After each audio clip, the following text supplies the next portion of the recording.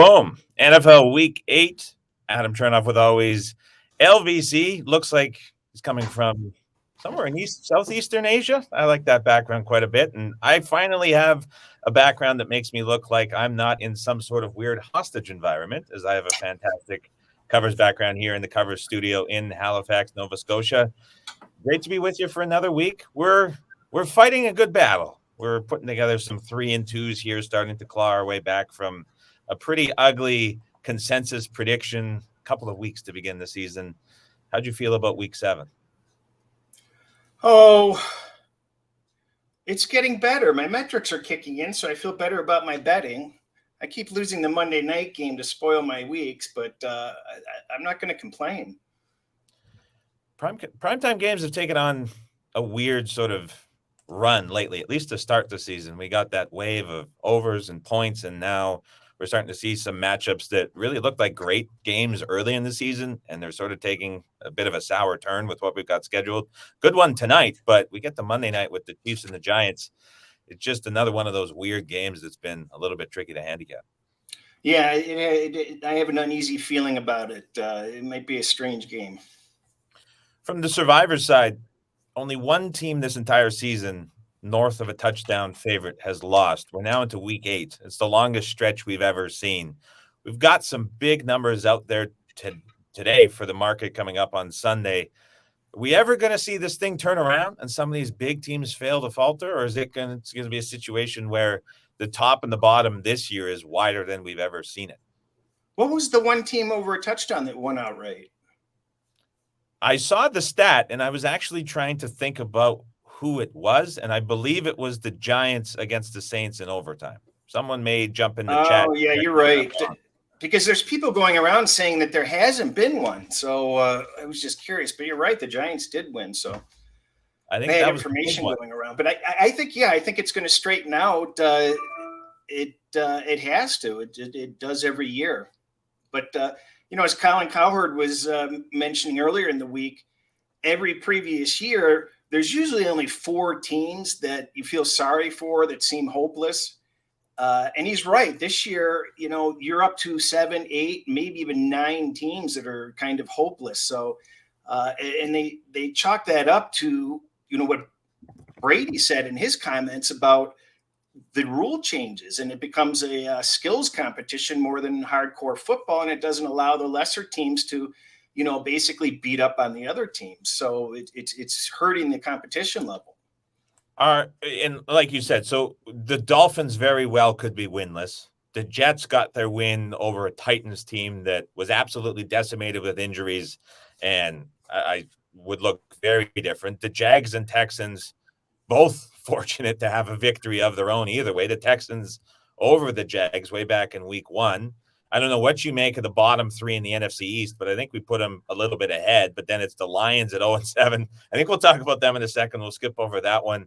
Like you mentioned, there's really legitimately 6 to 7 teams that are as bad as we've seen in a long time. And at the top of the league, I mean, it seems like every single week we've been changing and flip-flopping on who the best team in the NFL is, and it's top contenders from both conferences. It's a really strange sort of divide between the top and the bottom we've got going on. Yeah, it's pretty ugly. I've never had even close to as wide of a difference from the best team to the worst team. It's pretty ugly. So, and that's no fun. It's no fun betting these double-digit games. And it's made me actually reevaluate my strategies, because I used to just dismiss them and not even consider playing them. So now I'm taking a closer look at them and noticing that I may have been passing up on an edge that started to come to light over the last couple of years as the elevated scoring went on. But I was hopeless on those double-digit spreads for years, so I just gave them up. Perfect segue into week 8, where we've got a couple of those teams listed on the board. The Buffalo Bills, 14-point favorites against the Miami Dolphins at the moment. The LA Rams, 14.5-point favorites. The Bengals are up to 10.5-point favorites. And the Chiefs, kind of on the edge there, 9.5, 10-point favorites. When it comes to the contest, Circa went with the 9.5 below market, which is 10 everywhere. But for the sake of conversation, I think we can include them in sort of where we're going to start trying to determine what the top 5 consensus numbers might be. Looking at these big point spreads, do any of these stand out to you as potentials that could be in our top 5 here at the end of the show? Well, I cheated this week and I did a little bit of homework just out of First curiosity. time ever. What? First time ever. There's actual prep being done. I just wanted to go back and I wanted to see how the double-digit teams lined in the contests are doing, because ridiculously, I never went back to see.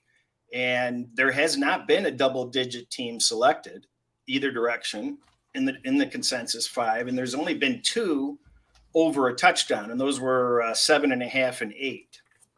So I think one of the lessons we learn is to kind of weed those out as being the popular games. After 7 weeks of this, that seems to be a pretty strong trend.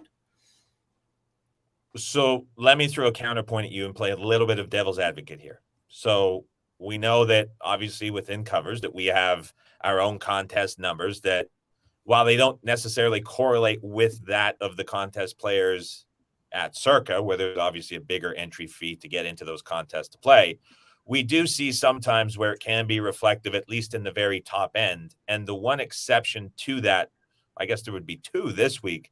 The Bengals are getting a ton of support in the local contest. Same thing with the Los Angeles Rams. And I think the reason we're seeing that at covers is because last week we saw the Jets give up 50-plus points to a Pats offense that really was lacking in anything explosive up to that point. And then we saw the Texans. I don't remember another time where a team as a 17.5-point underdog saw the market go against them on game day. I mean, the Cardinals were 17.5-point favorites. They got bet up to almost 21. And so both of these teams being huge underdogs this week off of very poor performances a week ago. You have the QB situation with the New York Jets now, Mike White named the starter, and you have the Texans who haven't been able to cover a number like this, and there's a direct correlation to it a week ago. Do either of those potentially buck the trend that we haven't seen this year with a double-digit favorite being selected? I don't think so. Those moves were not unexpected. I think we mentioned it on last week's show that the Arizona line was short. What surprised me was that the Rams got bet up. I took 17 on game day. I thought that would go down to 14, but they bet that up. I just don't see, and these games aren't as interesting. It's possible Miami could. What did that come out on the contest? I haven't even looked. That's right at 14. Yeah. You'd have to consider Miami in there. So you would actually go the other way, and instead of looking at the Bengals as massive favorites against a hopeless Jets team, you might be thinking that the Dolphins at 14, just because of how big the number is, might go the other way. It seems kind of popular that that Miami isn't that bad, and it does sound like an absurd number. What is that Bengals number? 10.5. So that's going to hurt the Bengals. If that was 10, that would get some more play, I think. Okay, so let's put these bigger favorites and underdogs on the side for a second and focus on some of the smaller numbers, which we know are getting the bulk of the play when it comes to contest picks and the people playing in them. We're going to skip over Thursday night football because there's at that number. I mean, or is there a case to make for Green Bay? I don't think there is. We don't see Thursday games make the consensus very often, if at all. So I think we can skip over, focus on Sunday, which takes us to a couple of games right around the field goal. Panthers, Falcons, Eagles, Lions, Titans, Colts. We want to get the Eagles, Lions out of the way, or do we want to go with the other 2 first? We'll go in order. I think Atlanta's a possibility. I think people are, but that's a tough call because there's a lot of people on Carolina on the shows, but I think the average person wants nothing to do with Carolina. So is Sam Darnold the worst quarterback in football at the moment? Oh, Jesus. I had Carolina last week, and you just knew right away you were, a sitting duck holding that ticket. So Had no chance. that's my, you have the Eagles as a thorn in your side that doesn't cover, and I've got the Carolina. So the only way the Eagles have helped me out this entire season was with that backdoor against the Buccaneers. And quite frankly, that was Tom Brady helping me out by kneeling and not going a couple extra yards on that sneak on third down to extend the drive and ultimately run out the clock inside the 5-yard line. So there's definitely been thorns in the side. So Atlanta -3, definitely interesting. Brings us to the game that we've certainly had a lot of discussion on directly or indirectly. The Eagles, 3.5-point favorites on the road at the Lions. What are you looking at here? I would think the Lions will get some play and should have consideration. Is this game going to get 1,000 picks either way? 1,000 people in the contest are going to have as strong of opinions as we do. Well, we haven't been through the whole board. So, and here's another observation though. I was surprised how many -3.5s have been in the consensus, because I think I brought that up and referred to it that might steer people away. And we talked about how you just have to sort of ignore it. And the people are doing that. They're ignoring it. There's been a lot of -3.5s. When you're at the 3.5, as we've talked about, you're essentially making the team probably 6 if you're really comfortable betting it, or close there too, because 5 really carries no value, nor does the 5.5. 4 less valuable in those numbers. So like if you're looking at a game that's 3.5, you're probably not picking it because you're making it 4, and 5 with no value. So it's a significant step. So I think people now might be looking at it from that perspective, but it's certainly, I would say, different from years past, just indirectly looking at the contest that we're seeing more love to that. And the Eagles at 3.5, they're a team that the last 3 weeks has got a ton of professional support on game day specifically. There's been like trickles of money supporting them throughout the week. But once we've, like against the Raiders, that game, they were a 3-point dog the entire week. It closed -1 the other way in favor of the Eagles. And it wasn't a move on Darren Waller by itself. Like that takes a lot of influence and a lot of money on game day to do that. And so it's interesting to see a team like this, who's admittedly, they're not a good football team. And quite frankly, that speech from Nick Sirianni might have been worse than anything we've seen from Dan Campbell, and came out the day I was a little bit passionate about the take there. But like when you're seeing a team get bet this much, it's not a great football team, but you have to think that there's something there that people much smarter than the market seemingly seem to believe. Well, one thing I know for sure is the Lions are going to kick the flower heads in the face and bite the kneecaps of their stems when they're done growing their garden of. What was he thinking coming out and saying that? You have it was going to be contrasted against Campbell in every single way. The week of, as the football coach, and like that guy, like, come on. Like he had it perfect setup, and you come up. I couldn't think of a worse thing to say, especially the way that they've been throwing away some of these games. It was just baffling that Sirianni would come out and do that. But so are some of his in-game decisions. Well, I heard some guy on a podcast this week claiming that the Lions are the worst team in the NFL. So there's been a lot of ridiculous comments this week. Okay, make the case for someone worse than the Lions. I make the case that Philadelphia is any better than Detroit.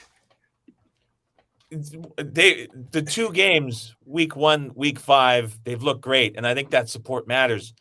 Look at the Lions, LVC, trailed by 24 in week 1, trailed by 18 in week 2, trailed by 13 in week 3, trailed by 21 in week 4, trailed by 10 in week 5, trailed by 31 in week 6, and last week they threw everything. When is the last time we've seen that much of an all-in effort from a team play calling wise and motivational wise? He threw everything at the Rams, and they still lost by 9. And they're what, 4-3 against the spread?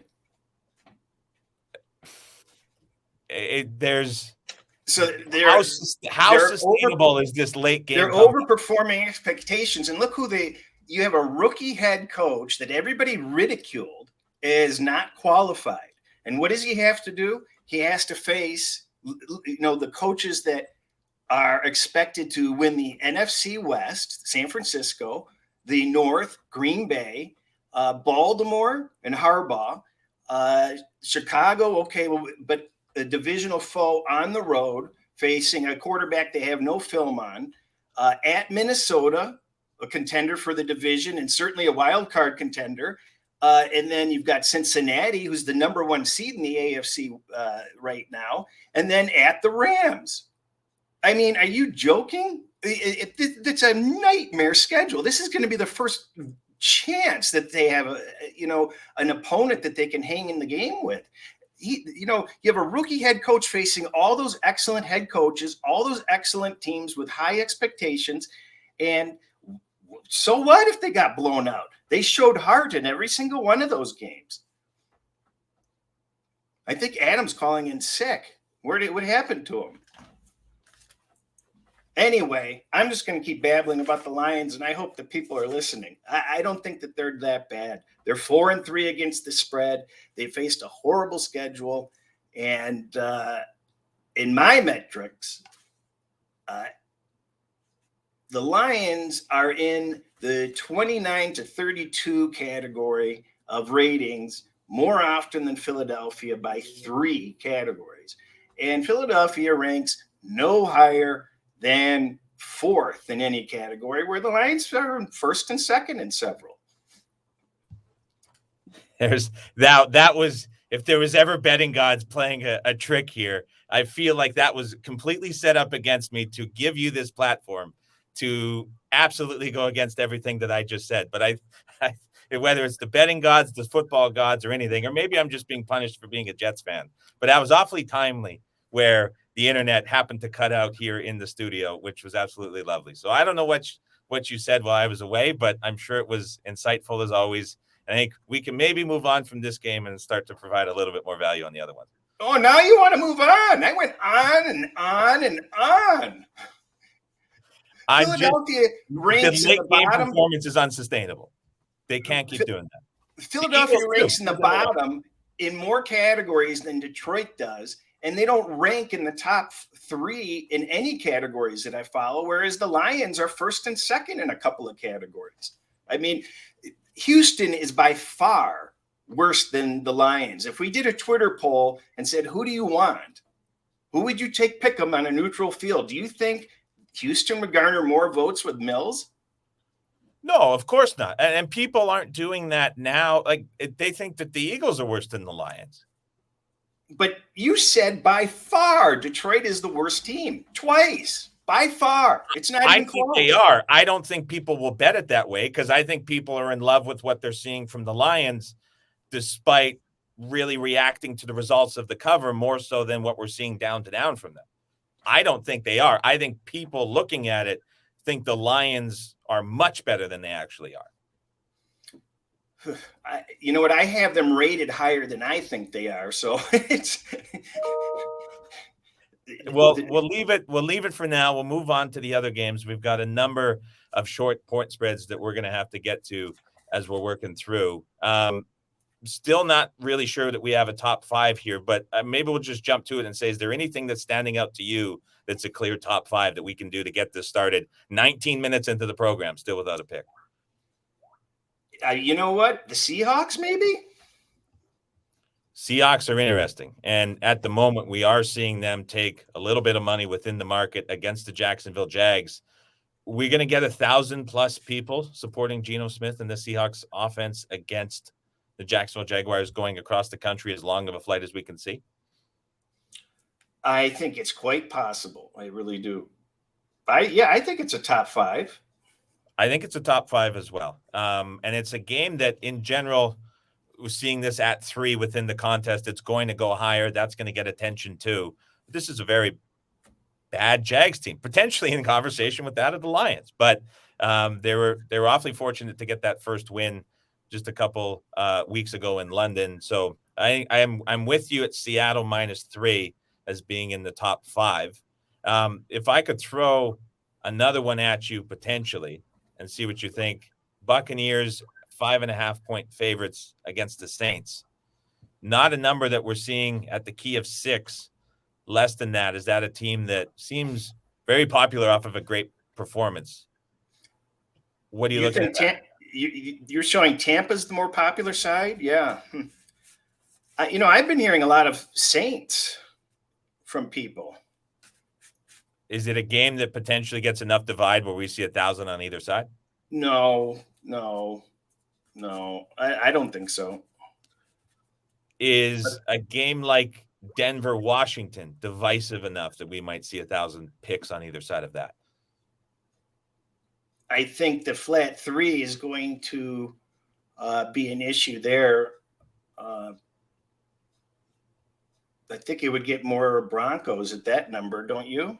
I think so as well. Now that we're down to the 3, Washington with a ton of injury issues on offense that's quietly been building up for the last couple of weeks. That's becoming a bit of an issue for them overall. So I think you're right at that case, but I don't know if it's a game that has enough certainty around it that is going to be popular enough to ultimately get to 1,000 picks to make it into a top 5 consensus. No, I agree, but it's worth considering. I think the Cowboys-Vikings probably has a shot at both sides. I can't figure out which side is going to get more, though. Can you? Well, that's exactly where I was going to go. So I think if there was ever a candidate for both sides being played, this is certainly it, because there's nothing, as we saw with the Pats game against the Dallas Cowboys, where we were looking at the contest line that was way off of market, incredibly inflated, and people were still all over the Cowboys in that situation. And there's no one at the rate they're covering, people are lining up to back the Cowboys at every opportunity. But we always have to think about, as we're doing these, that group of players within the contest that goes through, follows a pretty general handicapping process. And from that perspective, almost every path points back to the Vikings being the side this week for a lot of people looking to go contrary against the market. And so it's a number that we've discussed and we think is probably a little bit off where it should be. But just thinking about people playing the contest, I think it's an incredibly divisive game that's going to get a lot of picks either way. To me, the question is it both sides or is it just the Cowboys? Yeah, I think it's going to potentially be both sides, because I think Dallas backers aren't going to be scared by the 1.5, and Minnesota backers think the wrong team's favored. So exactly. And it's a very popular opinion across the majority of media, the majority of shows, the majority of major websites that put out all the information and the stats. When we're seeing the market go back and forth, this has been bouncing back between 2.5 and 1 the entire week. Anytime it goes to one or the other, there's disagreement. So I think that's an interesting candidate to potentially be a game with both sides. Yeah, but you know what? For what our purposes are, you can't really ever pick one of those, can you? It's difficult. But again, we're not picking on who we think is going to win and cover. We're not giving our contest picks. We're picking who we believe the top 5 consensus will be. So that's important for listeners tuning in to know that if we are doing a situation where we're giving out both sides, we're not betting on both sides, nor are we advocating to pick, obviously, but we are looking at it where it's a game that's incredibly popular. And when it comes to your contest strategy, something to consider when you go to put in those bets. One other one I'll throw at you here before we start locking down this final 5 even further. Niners on the road at Chicago. Bears with injuries on the defensive front. And Justin Fields has looked as bad as any other quarterback in the NFL through the last couple of weeks as he's faced some stiffer competition. Niners getting healthier on defense each week. They won't have Kittle in this matchup. Some QB issues of their own, but we don't know if it's going to be Fields or Garoppolo. Both are practicing. But we are seeing this number drift up just a little bit now, a 4-point favorite against a pretty terrible Bears team that I think might still be a little bit overrated relative to where they should be within the market. Not a lot of support probably for San Francisco off that Sunday nighter, but at 4, is this a pick that may be of intrigue to bettors? I don't think it is. I think it's just one of those lines that it just seems like that's where it kind of belongs, doesn't it? I think if it was 3, I think you'd have a lot of San Francisco support, but you're asking San Francisco to win by a touchdown now. So, yeah, as you mentioned, so Looking at these numbers on the cover site, you've got basically 50-50 action there too. That's the way I see it. I think that number does continue to trend up a little bit, but I don't think it's going to go anywhere of value that's going to warrant any late support here within the contest Friday night, Saturday morning. So another game we're potentially putting on the side. The only other games that we haven't touched on yet would be Pittsburgh, Cleveland, and as well as Tennessee, Indianapolis. Either of those two games potentially intriguing enough or divisive enough that we might see more than 1,000 people ultimately end up on one side or the other? Well, you're looking at the only 2.5 on the screen in the contest also. So it may entice some more Tennessee backers. Even with that number dipping down? It is coming the way of the Colts. I have that. I had my screen the other way. So we are seeing that as a number that's potentially going to be off market, not going through any keys, but is 2.5 versus a number that's kind of one consensus across the market going to be enough? I just can't get a read on this. It just seems like Indianapolis is going to get more play in this game. I just have a feeling even the general population is going to sit there and say, after those two games Tennessee just played, they should come in flat on this one. And Indianapolis going. I'm sorry? They've got the passing game going finally. It took a long time for them to establish that, but that makes them a scary team. Yeah, it does. Hey, I bet Indianapolis to win the division before these last two games, and I'm SOL. I didn't think Tennessee would win either of those games. And they look strong. They look real strong. So let me ask you, as a betting professional, you do this for a living. You're one of the best contest players that there is. And we're now into week 8 of the season. And a team like the Colts that had so many questions coming into the season and now is actually getting stable play from a quarterback that's relatively disrespected by media outlets, the market in general, but it's now starting to click despite all of the issues they have. Are you looking at the Colts as a team that you're now valuing higher than potentially where you were at the start of the year? Like, how are you changing to a team like this that is now starting to put together a couple wins in a row and is coming on after being essentially written off for dead early in the year? As I just mentioned, I already had them as the team to watch before these last two games. They had been coming together. Wentz had been playing very well. Everybody's commenting. They've changed. I mean, they just dump on him at the start of the season and left him for dead. And actually, all the media actually loves the guy all of a sudden. He's not making any mistakes. He's staying poised. He's not throwing picks. The team's playing much better. He's a top 5, 6, 7 quarterback over recent times, playing much better than many notable other quarterbacks on winning teams. So they were already on my radar. What I didn't expect was Tennessee to all of a sudden show up. It was all driven by play action. They abandoned play action passing early. Yeah. It's what's worked for them the last couple of seasons. They go back to it the last couple of weeks, and it's not a surprise that things start to click. So now approaching a half an hour part of the show is probably proven to be the most difficult discussion thus far. So in the season, it's just not a lot of clarity on ultimately what's going to shake down. We're pretty confident in Seattle. So I think at -3, we can be in agreement that is ultimately going to make the consensus top 5 that Circa posts on Saturday. I think we have to include the Cowboys in there as well at -1.5. The question is, do we include the Vikings in there as well, considering how popular this game is going to be? I don't think you can do that, but it would guarantee we get one right.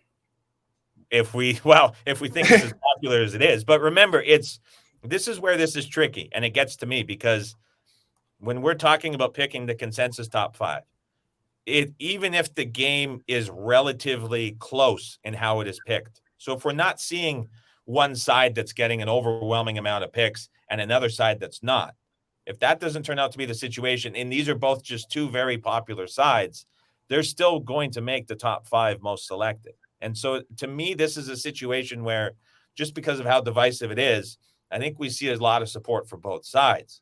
It may not be overwhelming Dallas where we're seeing a 2-1 count or a 3-1 count. It could be No, closer it to won't. equal than we might think. But I think it's just a side where, like you said, if you think Minnesota, which a lot of people do, is the side in this game, you're making them a favorite, and you're looking at a situation where you're getting points when you probably shouldn't. And if you like Dallas, you're probably making this game north of 3 because a lot of that bet is on how high Dallas is in your ratings, how high you think about them, how many games they've been covering, but also probably how bad Minnesota has looked at times, especially recently in games. So I think to me, it's an enticing potential double. Yeah, it is, but I like, looking at it, I like Atlanta to make it in there. I really do. I'm with you on Atlanta. So I Let's think add that's Atlanta. Let's see where we're sitting. So we've got 3. it's on market. Do, do, do, do, do. So we got Atlanta -3, Seattle -3, Dallas -1.5. I think that's a pretty compelling first 3. We've got to round out 2 more. To me, the Titans at 2.5, getting that. I know we're higher on the Colts personally and probably from a betting perspective, but I don't know if the market is going to be able to take down 2.5. I say market, referring to contest players. They're going to see 2.5 with that Titans team that just beat the Chiefs and the Bills in consecutive weeks, and that offense with Derrick Henry, but also the passing game come together. A number that's going to be different from where we see the market currently and where it's going to probably close. I think that's just too enticing for contest players not to take. It might be. It might be. It's definitely worth considering. And now you were suggesting Tampa Bay before. They might bite on that with Gronk coming back, and they're getting a couple other players back too.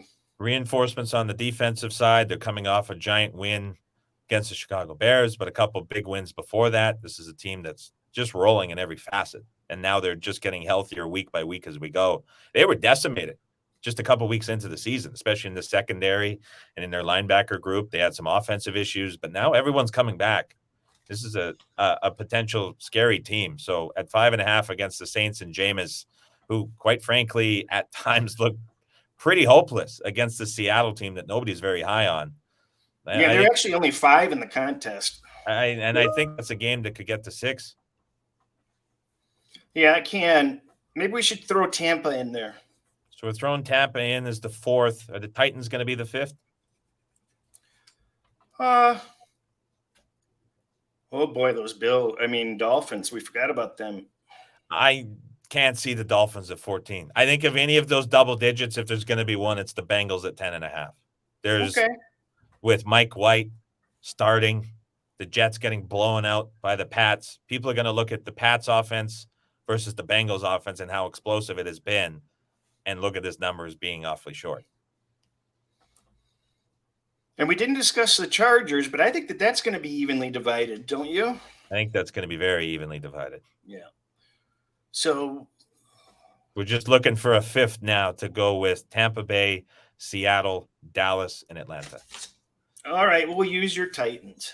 We'll go Titans plus 2.5. I think that's the way to go. And it'll be interesting to see if finally for the first week we see that double-digit team make it one way or the other. This week, I think really the divide between the best and worst in the NFL is becoming very clear. Yeah, but we've got a special asterisk here that we think it's very, very possible that Minnesota and Dallas could make it on there. I think so too. We got a comment here. Your picks are terrible, and quite frankly, they're probably supposed to be, because again, we're not picking the games we're using in the contest, nor who we think will win.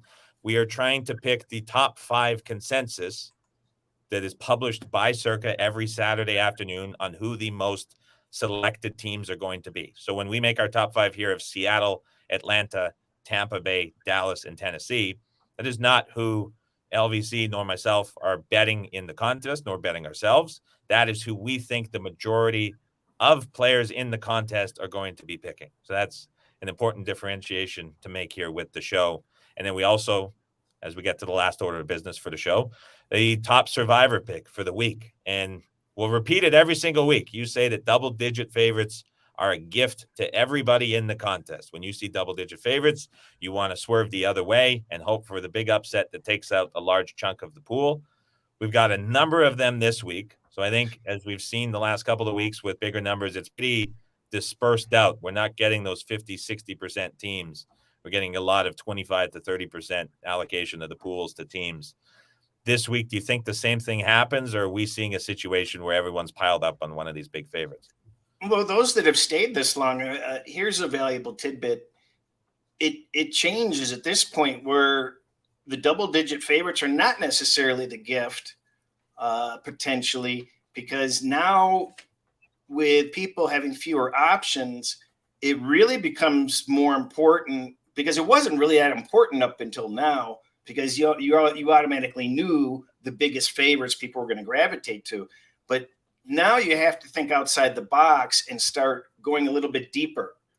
And I know people that were very upset last week with how they picked wrong.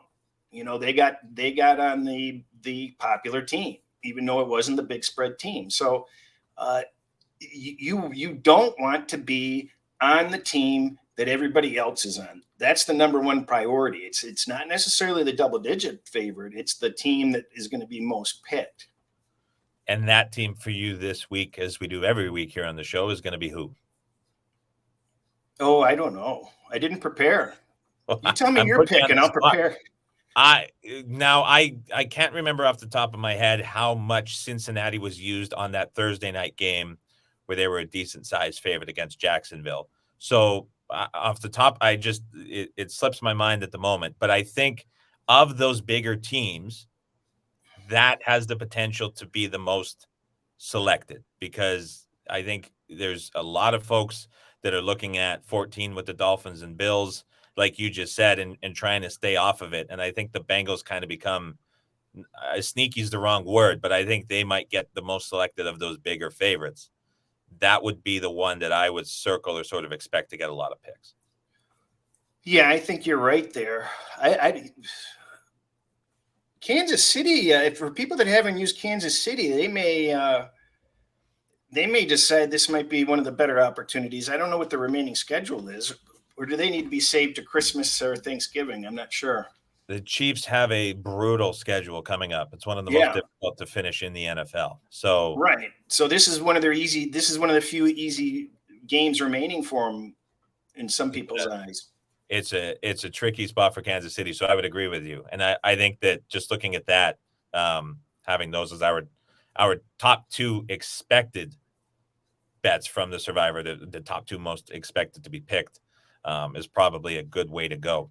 To wrap up the show, as we always do every week, we're going with the most selected team in the Circa Million. If you have to highlight one team, most likely from our top five, or at least I hope it is, if you have to pick one of those top five that we have to be the most selected, which one's it going to be? Well, like the Detroit Lions, I'm 4-3 against the spread with you on these. You are up by one. And it's your turn to pick. My turn to pick. I have to look at the game that I think is going to be the most divisive and the most popular. I think the Dallas-Minnesota game gets the most picks, but I think that Dallas is going to be the most selected side. Ooh, I'm going to go with Atlanta. Atlanta -3 against the Carolina Panthers. I think so. Yep. All right. Let's see if we can compile another 3-2 week to keep our picks trending back in the right direction. And again, these are not picks that we are betting. These are picks of the top five consensus for Circa. I think we've got a pretty good five this week. It was a little tough to get there. Had some technical difficulties along the way too, and a little bit of a spirited back and forth over the Lions and the Eagles. But I think we got to a pretty good spot, and we're going to catch a number of these this Saturday. For LVC and myself and Covers.com, we will see you next Thursday.